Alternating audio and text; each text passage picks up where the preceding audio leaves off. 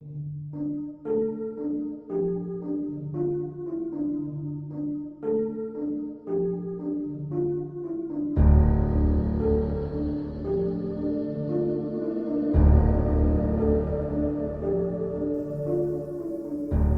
are things in this world that we don't want to understand, things that we may never understand.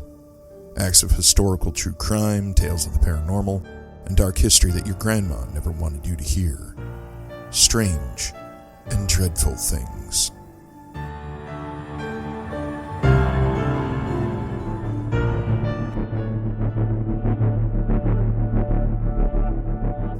The young teenager was ecstatic. Her and her boyfriend had just decided to run away together. It was 1990, a brand new decade to start a brand new life in. The truck stop was teeming with people. Some had stopped to get gas, others to take a shower and grab a quick bite to eat. Mostly, what all of them had in common was that they were all on their way to somewhere else, just passing through. The teenager and her boyfriend were no different. They knew where they wanted to go, but they had no fast way of getting there. It was way too far to walk, so that only left one option in their minds: hitchhiking. They had heard all the stories and they knew how dangerous it could be, but so far, they hadn't had any trouble. They were fine. They had no reason to expect anything bad to happen to them. The young couple must have figured that the bad stories were something that happened to other people. And even then, what, 5% of them? No, they decided they were going to be just fine. The man that they were talking to then seemed okay. He was about their father's age and had an easygoing demeanor about him. He was confident, calm, and relaxed. The three of them went through the usual banter, with the older man asking where they were going, the couple responding, and then the trucker deciding how far he was willing to take them. The trucker told them, and the couple agreed. Climbing into his truck, they made themselves comfortable and settled in. Neither one of them could have known that they had just entered their 5%. On April 1st, 1990, Arizona Highway Patrolman Michael Miller was driving along Highway 10 in Casa Grande, Arizona, when he saw a semi pulled over on the side of the road with his emergency lights blinking. Miller noted that there were no road flares or orange traffic triangles placed on the roadway, which was what a lot of semi-drivers did when they pulled over for long periods of time. Turning on the flashing lights on the roof of his patrol vehicle, Miller pulled over to the side of the road behind the truck. Something struck him as odd about the truck, and he wanted to make sure that everything was all right. Removing his flashlight, Miller stepped up to the driver's side door, peering through the window. He swept the flashlight beam back and forth, looking for the driver. Inside, he could see that there were some lights on in the sleeper compartment, but couldn't make out much else. Without warning, a woman began screaming from somewhere inside the truck. Surprised, Miller looked toward the sound. For a moment, he caught a glimpse of a woman with something inside of her mouth. Almost immediately after, a man, presumably the driver, materialized out of the dark interior of the truck, gliding out of the back and through the door. Outside, he placed his hands on the truck. In a calm voice, the man assured Miller that everything was fine. Whatever he and the woman were doing, it was all consensual. Inside, the woman kept screaming. The driver continued to talk to Miller, assuring him that everything was all right. He confessed that he had a handgun in his back pocket. In an increasingly surreal situation, this statement took Miller slightly off guard. He had thought something was off about the truck, but he certainly hadn't expected this. He looked at the driver. He was an older white male with an average height and build. Despite the situation, he seemed perfectly calm, and his declaration of having a handgun made him seem more honest. In Miller's experience, only more decent people with nothing to hide did that. Bad people didn't tell you they were armed. Still, this whole situation was bizarre. Miller decided to take no chances and do everything by the book. Reaching into the driver's back pocket, he found a handgun, just like the man said. Miller then handcuffed the driver's hands behind his back, explaining that he wasn't under arrest, but this was just a precaution. Gently, he led the man to the back seat of his patrol car and shut him inside. With the driver safely contained, he went back to the truck. Carefully opening the door, Miller yelled inside that it was the police so that the woman knew who it was who was coming in and climbed inside. The young woman in the back was completely nude and obviously terrified. She was covered in angry red welts. She was handcuffed and shackled. In her mouth was a horse bridle that had been padlocked shut. Miller was probably aware that there were individuals who consented into this kind of sexual activity. He wasn't sure what was going on, but none of it felt right to him, and it didn't seem to be consensual. Miller called the nearby Casa Grande Police Department on his radio, explained the situation, and asked them to send another officer to the scene. Taking a blanket, Miller wrapped the woman in it and reassured her that everything was going to be all right. The police were here and were going to take care of everything. Miller returned to the car to talk to the driver. To his immense surprise, the trucker had somehow gotten his handcuffs hands back in front of him. He was digging through his pockets for a handcuff key that he had there, most likely for the handcuffs that were on the woman in his truck. With a sick feeling, Miller realized that the man had been incredibly close to escaping.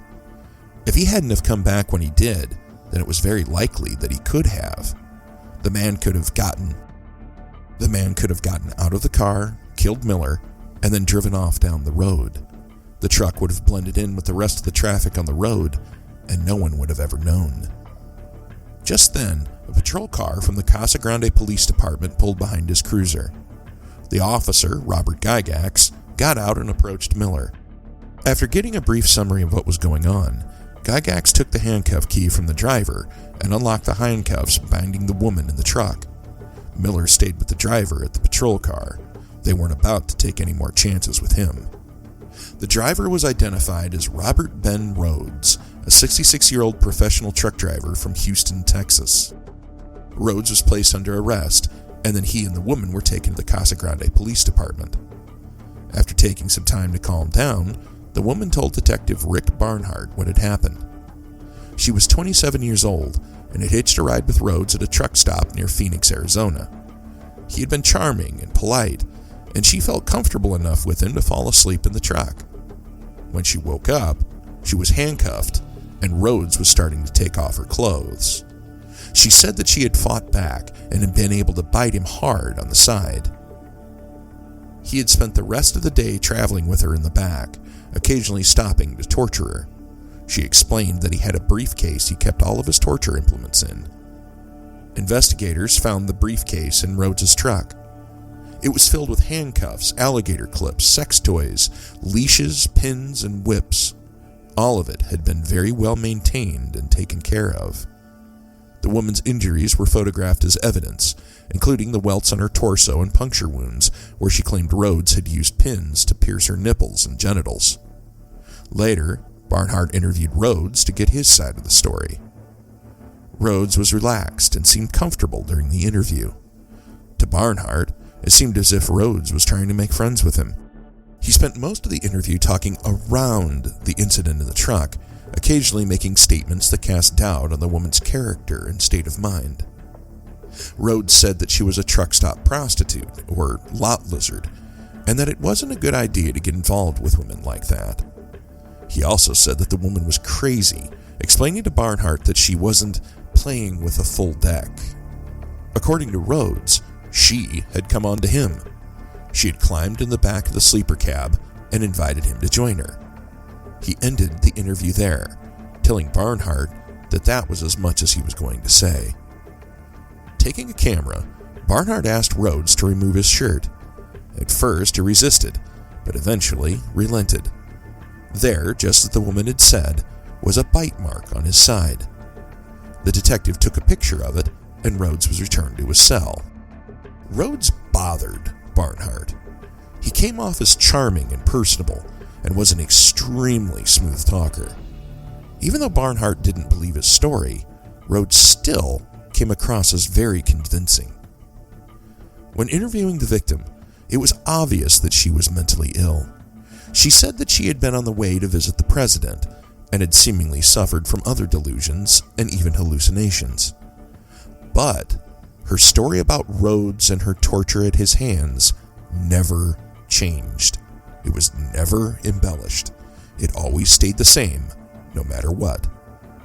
For his part, Rhodes didn't even seem fazed by the fact that a naked handcuffed woman had been found in the back of his truck. There was no panic, no frantic pleas to talk his way out of a giant misunderstanding.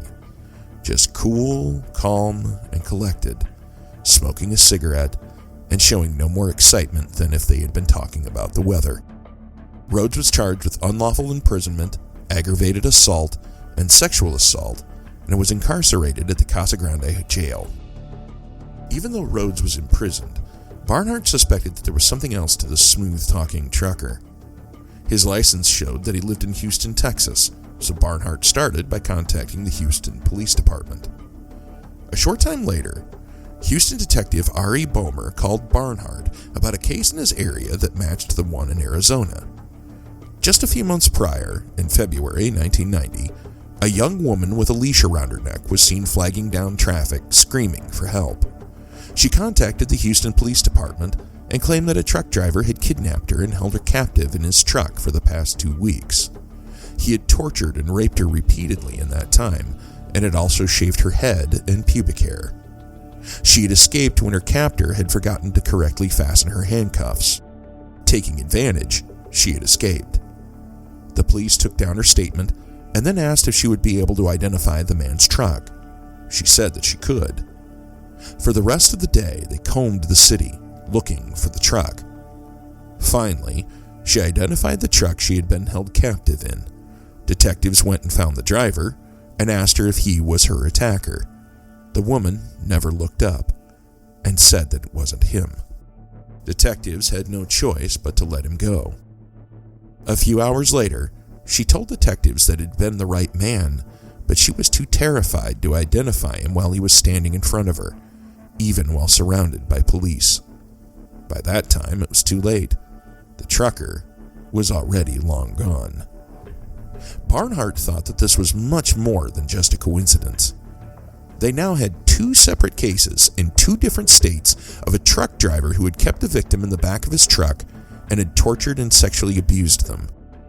Because these similar attacks had crossed state lines, Barnhart contacted the FBI office in Phoenix and told them about Rhodes. Special Agent Bob Lee was given the case. After reviewing the file on Rhodes, Lee came to the belief that he was a sexual sadist, an individual who was sexually aroused by the suffering of others. According to Lee, many sadists and rapists of this kind have what law enforcement refer to as a rape kit. This is something portable, like a bag or toolbox, that contains items the sadist needs to not only satisfy their desires, but also to restrain and possibly kill their victim with. Many kits start out small, with just a handful of items. Over time, the sadist will refine their kit, adding or taking away items as they see fit. The briefcase in Rhodes's truck, and described by his victims, was almost definitely his rape kit. It was extensive and well cared for, indicating that he was an experienced sexual sadist who had been doing this for a long time. On April 6, 1990, the FBI acquired a search warrant for Rhodes's apartment in Houston. Inside, they found women's clothing and makeup, as well as sadomasochistic bondage material. This included chains, whips, and handcuffs. Both the victim in Arizona and the one in Texas described how Rhodes had carefully put down white towels underneath them before he tortured them. In the apartment, investigators found several white towels, including one still covered in blood. Investigators also found several photographs of a young woman, possibly a teenager. Many were sexually explicit, depicting her in various stages of undress, including several nudes and partial nudes. Of note was the fact that her hair had been cut short and her pubic hair had been shaved, just like the victim in Houston had described had been done to her. Examining the photos, Lee determined that, judging by the fading of certain bruises and the regrowth of her hair, the pictures had been taken in chronological order over a period of some time. It was time to learn more about their suspect. Robert Ben Rhodes had been born in 1945 in Council Bluffs, Iowa. His father was a military man and was frequently stationed abroad, leaving the young Rhodes to be raised primarily by his mother. When his father was discharged, he returned home and became a fireman. Robert's father was far from a loving man toward his son. He was often strict and even brutal, even abusive. When Robert was 15, his father was convicted of sexually assaulting a 12-year-old girl. Before he could go to prison, Robert's father killed himself. After graduating high school, Rhodes joined the Marine Corps. He was later dishonorably discharged for his role in committing a robbery. When he returned home, he tried going to college, but dropped out. Later, he tried becoming a police officer, but was disqualified due to his dishonorable discharge. Rhodes was married twice, but both unions ended in divorce. After working a series of jobs, he finally turned to being a truck driver. It was a profession that he seemed ideally suited for. When he was in his 40s, he married a third time. Over the course of their marriage, Rhodes became more and more interested in sexual bondage and sadomasochism. Once, he even hired a man to be her sex slave without her knowledge. When the man came to their house and identified himself, his wife kicked him out. Later in 1990, Rhodes was offered a reduced sentence through a plea deal if he pled guilty to kidnap and sexual assault charges of the woman in Arizona. He pled guilty and was sentenced to 6 years in prison. As he began his sentence, the pictures of that young woman with the short hair continued to eat away at Bob Lee. Although there was no evidence to prove it, his instincts screamed to him that she was also one of Rhodes's victims. But instinct isn't fact and won't hold up in a court of law. The truth is that the woman in the photo could have been a consensual participant with Rhodes in his sexual activity. If he were to distribute these photos to find her identity, then it could be a violation of her rights. Instead, Lee carried a photo of the young woman with him. When he went to different police departments, he would ask if anyone there recognized her, or they had any missing persons cases involving a girl of her description. He got no results, but kept looking. Then, in early 1991, nearly a year later, Bob Lee overheard another FBI agent at the Houston FBI office talking about a case he had been involved with in Illinois. The agent, Mark Young, related how a girl had been murdered and then mentioned that her hair had been cut short and her pubic hair had been shaved. This caught Lee's attention. This sounded a lot like Robert Ben Rhodes. He began to listen as the agent continued his story. In September of 1990, a farmer in Bond County, Illinois, called the police saying that he had found a body. He had donated an old barn on his property to a local fire department that they could burn down and practice putting it out. The farmer had decided to walk through it one last time to make sure that there was nothing inside that he wanted to keep. While going through the barn loft, he came across what looked like a dead human body. The Bond County Sheriff's Department immediately came out to the property. They verified that the body was human, and it was obvious that they had been murdered. The sheriff contacted the Illinois State Police, who assigned ISP Special Agent Michael Sheely to the case. When Sheely arrived in Bond County, the sheriff briefed him on what they had found. The body had been in the barn for a while and was in a state of advanced decomposition. They had obviously been murdered, strangled to death with a piece of baling wire. Investigators concluded that the victim had been handcuffed over a large beam, which raised their hands above their head. The baling wire was then placed around their neck and twisted with a piece of broken board at least 16 times. When the remains were examined by a forensic anthropologist, they were able to determine that the body was of a young teenager, between 14 to 16 years old. She had been in the barn for about 6 months. Unfortunately, when Sheely used this information to discover her identity, he was shocked to find that there were about 950 other girls fitting the same criterion for that time period. Disappointed but undeterred, he sent the information to police departments around the country in the hopes of finding out who this victim was. Sometime later, Sheely was contacted by a detective with the Pasadena Police Department in Texas. She informed him that she was working on a case involving a young teenage runaway named Regina K. Walters. Regina had run away with her boyfriend, 18-year-old Ricky Lee Jones, and had been missing for several months. During that time, Regina's father had received bizarre phone calls from a man he didn't know. Regina's father had an unlisted number, meaning that there was no public access to it. Not only that, but even a lot of people that he knew didn't have it. Somehow, though, the stranger was able to call him, not once, but twice on 2 consecutive days. Over the course of the 2 phone calls, the stranger said that he had cut off Regina's hair and knew where she was. Regina Walters' father asked where. The stranger replied that she was in a barn loft. When the father asked if she was okay, the stranger hung up and never called back. The first call had been traced to Oklahoma City, and the second to Ennis, Texas. Unfortunately, there wasn't anything else the police could find out. This matched a lot of the information on Sheely's victim, but they needed something definitive. Regina's dental records were sent to Illinois, where they were used to positively identify the body found in the barn as 14-year-old Regina K. Walters. Authorities in Bond County thought that it was Regina's boyfriend, Ricky Lee Jones, that had killed her. He must have murdered her and ran off. When the FBI was called in, they sent Special Agent Mark Young, a trained behavioral expert. He completely disagreed with their assessment. He believed that the killer was an older man who traveled and had several well-developed sexual fetishes. This didn't match Jones at all. Jones was 18, and outside of a few run-ins with local police, was quiet and unassuming.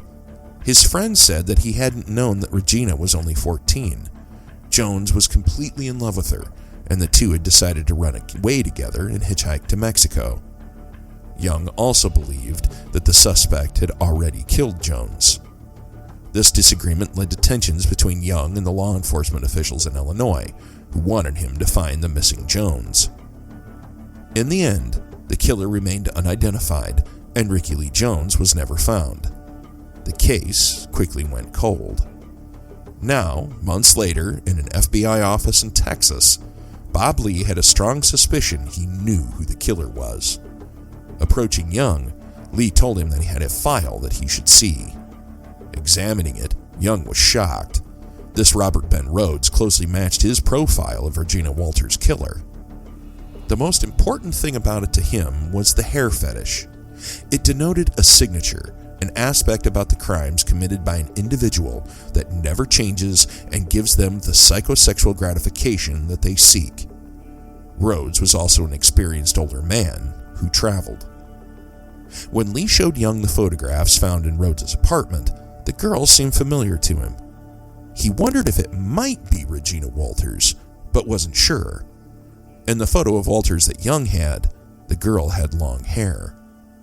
Blocking out part of the photograph, they sent a copy of one of the photos to Walters' father. He said that yes, the girl was Regina. He even pointed out 3 birthmarks on her neck that could be seen in the photo that matched his daughter. Lee and Young had photo experts compare the barn and the pictures taken from Rhodes' apartment with those taken at the crime scene in Bond County. They were a match. Satisfied they had found their killer, the agents began the process of amassing evidence and prosecuting Rhodes for the murder of Regina Walters. When they contacted Arizona, they were surprised when they were told that the evidence in the Casa Grande case was marked to be destroyed. Thankfully, the FBI were able to obtain it before that happened. When they examined it, they found a notebook that had belonged to Regina Walters. Inside, she had written her father's unlisted number. There was also a picture in the notebook of a gun and a bloody knife. Across the page, the message saying, "Ricky is a dead man," had been scrawled. The handwriting was later identified as belonging to Rhodes by his third wife. When investigators looked at Rhodes' trucking logs, they found that he had been in Oklahoma City on March 16th and then Ennis, Texas on March 17th. This matched the times of the mysterious phone calls to Walters' father and the places that they had been traced to. The Bond County District Attorney, however, still wasn't convinced that there was enough evidence to bring a conviction against Rhodes. Officials in Texas and Illinois worked together to amass as much as they could, and finally, just before Rhodes was due to be released from prison in Arizona, the district attorney issued a warrant for his arrest for the murder of Regina Walters. Michael Sheely flew to Arizona to serve the warrant to Rhodes. This was the first time he had met Rhodes, and found him to be very cold and calculating. Rhodes looked Sheely directly in the eye and told him, without hesitation, that he hadn't murdered Walters. Sheely produced a photo of Walters and put it down in front of Rhodes. He told the former trucker that she was his victim. Instead of showing any sign of remorse for his crime, Rhodes became angry. He abruptly stood up and informed Sheely and the others present in the room that the interview was over. After that, he stopped talking. While the prosecution continued to build their case against Rhodes, the National Center for the Analysis of Violent Crime at the FBI had examined his trucking logs in detail. When they cross-referenced them with missing person cases, there were not only several possible matches, but also several bodies that had been found in these areas where Rhodes had traveled. This led to an ever-growing belief that Robert Rhodes was a serial killer. By September 1992, Rhodes realized that the evidence against him was too great, and there was no way he was going to talk his way out of a conviction. After consulting his lawyer, he made a plea deal, pleading guilty to the murder of Regina Walters in exchange for not being given the death penalty. Part of that required Rhodes to give a complete confession of what had happened to Regina K. Walters. After so long, the truth was revealed of what had happened to the young teenager. Regina and her boyfriend, another teenager named Ricky Jones, had decided to run away together. It was 1990, a brand new decade to start a brand new life in. They were going to hitchhike their way from their home in Pasadena, Texas, to Mexico. Jones, known as a quiet and gentle young man, had fallen hard for Regina. His friends later said that he didn't know Regina was only 14. All he knew was that he loved her and wanted to spend the rest of his life with her. For whatever reason, they had decided to run away together. Before too long, the young couple now found themselves talking to an average-looking trucker and asking him for a ride. The man had an easygoing demeanor about him, confident and relaxed. During their conversation, he had probably mentioned that his name was Robert Rhodes. They had gone through the usual banter. Rhodes asked where they were going, Walters and Jones responded, and then the three of them negotiating, deciding how far Rhodes was willing to take them. When they had all settled on a decision, the young couple climbed into Rhodes' truck, made themselves comfortable, settling in for the ride. As they traveled, the three of them became friendly. At some point, however, Rhodes showed them his true nature. After subduing them, Rhodes killed Jones. For the next several days, Rhodes subjected Walters to horrific torture, sexual abuse, and rape in his sleeper cab. He had converted it into his personal torture chamber, and had even welded brackets onto the walls and floor where he could shackle his victims. Throughout all of it, he documented her abuse by taking numerous photographs. Finally, they stopped in Illinois. Rhodes forced Walters to wear a long black dress that made her get out of the truck. They went into an abandoned barn where he started taking pictures of her. In every one of them, Regina seems terrified. They climbed into the loft where Rhodes handcuffed her hands over a beam above her head. Then, using a wire garrote and piece of broken board, he strangled 14-year-old Regina K. Walters to death. After posing her body for one last photograph, Rhodes got back in his rig and drove away. The guilty plea was accepted, and Rhodes was sentenced to life imprisonment.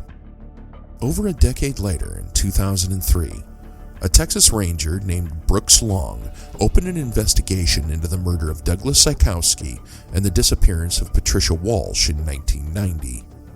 Both in their 20s, they had recently been married and had decided to move from their home state of Washington to Georgia.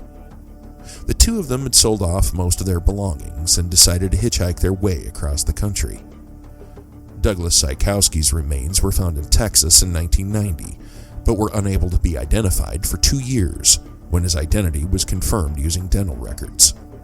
An autopsy revealed that he had been shot in the head multiple times by a Jennings J-22 semi-automatic handgun. Long was interested in the ammunition that had been used in the murder. Forensic analysis of rounds removed from the body, as well as shell casings found at the crime scene, were determined to have been manufactured by a company named Tarson. The casings were marked with a distinctive T head stamp. At one time, Rhodes had been looked at as a possible suspect, but was ruled out. A box of ammunition for the handgun that had been on his person when he was arrested in Arizona was found in his truck. Authorities noted that it was labeled as being made by a company named Armscore, not Tarson. After coming across this in his own investigation, Long became curious about that box of ammunition. Calling authorities in Arizona, he asked them if they still had it held in evidence. After a short check, it was confirmed that it was. On a hunch, Long asked them to open the box and check the head stamp on the rounds inside. To everyone's surprise, all of it was marked with the distinctive T of the Tarson brand. This made Rhodes a viable suspect again, and Long was determined to follow up on it. Next, Long set out to find Patricia Walsh. He suspected that she was dead, and now that they had evidence making Rhodes a viable suspect, a new possibility had opened. Long learned that the FBI had cross-referenced Rhodes' truck logs with areas where bodies had been found in the same time frame that he had been present in the area. Nearly 50 bodies were found that matched that criterion. Long theorized that one of the women found might very possibly be Patricia Walsh. This meant that she had been found, but she hadn't been identified yet. Walsh had been a redhead in her mid-20s. Long began looking for women matching this description that had also been found nude and without identification. To narrow it further, he theorized that Walsh would probably have been shot by the same kind of handgun that her husband had. Very quickly, a possible match came up in Utah. Long contacted law enforcement in Utah and asked them if the case was still open. They confirmed that it was. It was listed as an unsolved murder, and they still had possession of the remains. The ranger told him that he believed he knew who the woman was and, just as importantly, who had killed them. Arrangements were made, and Patricia Walsh's dental records were sent to Utah. They were a match. Examining Rhodes' truck logs, authorities noted that he had traveled in the areas where Ziskowski and Walsh's remains were found within the time frame that they had been found. A bloody towel had been found in Rhodes' truck and had been put into evidence. DNA evidence taken from it was able to be positively matched to DNA taken from Walsh's remains. Robert Ben Rhodes had also murdered Patricia Walsh and Douglas Ziskowski. By this time, Rhodes had already served 20 years in the Illinois prison system for the murder of Regina Walters. When authorities went to charge him with the murders of Walsh and Ziskowski, they were shocked to find out that he was due to be released. Moving quickly, Texas authorities were able to indict him for both murders. Before things went to trial, Rhodes, just as he had with Virginia K. Walters, pled guilty. According to his confession, Rhodes had picked up Ziskowski and Walsh in Texas, then had murdered Ziskowski almost right away. He had then spent a week raping and torturing Walsh before killing her and dumping her body in Utah.